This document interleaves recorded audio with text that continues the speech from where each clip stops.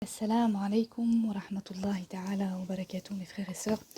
Nous nous retrouvons pour la suite des fondements du droit musulman, Ilm Usul al-Fiqh de Abd al-Wahhab Khalaf rahimahullah.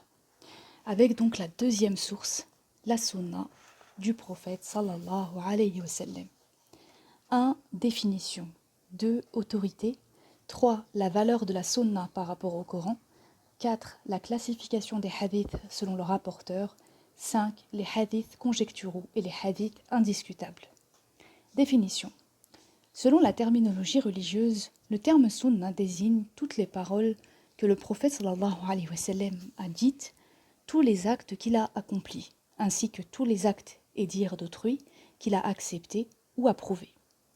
Les paroles du prophète sallallahu alayhi wa sallam, ou sunna qawliya, portent le nom de hadith. En effet, à maintes reprises, le prophète sallallahu alayhi wa sallam a prononcé des paroles ou un discours à propos d'un événement ou à l'occasion d'une cérémonie par exemple. Parmi ces hadiths, citons les exemples suivants. Ne portez pas préjudice à autrui et ne vous laissez pas léser. Payez la zakat sur votre bétail. Son eau est pure et ses animaux morts vous sont licites. Il parlait de la mer.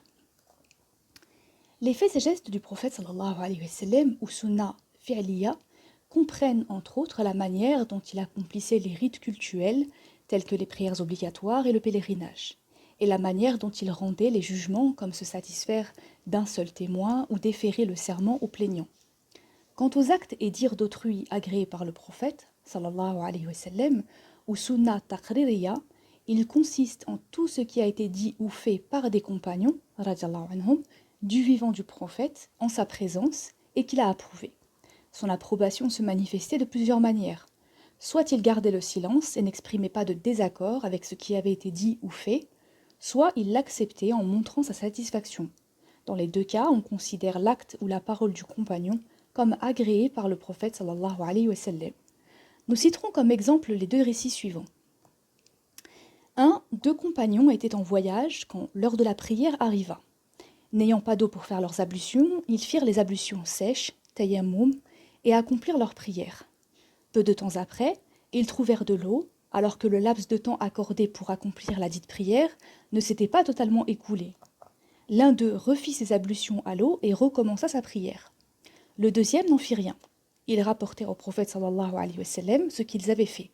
Ce dernier les approuva tous les deux. Il dit à celui qui n'avait pas refait sa prière « Tu as suivi la sunna, ta prière est valide. » Et à celui qui l'avait répétée « Tu as une double récompense. » 2. Lorsque le prophète sallallahu alayhi wa sallam envoya Mu'ad radiallahu anhu au Yémen, il lui demanda « Comment trancheras-tu les différents portés devant toi ?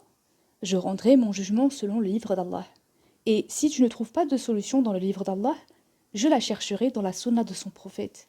Et si tu ne la trouves pas dans la sunna de son prophète, je mettrai à profit ma raison et je n'épargnerai pas mes efforts pour trouver une solution. » Mu'ad rapporta que le prophète sallallahu alayhi wa sallam lui donna une tape sur la poitrine pour le féliciter en disant « Louange à Allah qui a permis au messager de son prophète de le satisfaire. » Dans la prochaine vidéo, Inch'Allah, nous verrons 2. L'autorité juridique et la force probante de la sunna.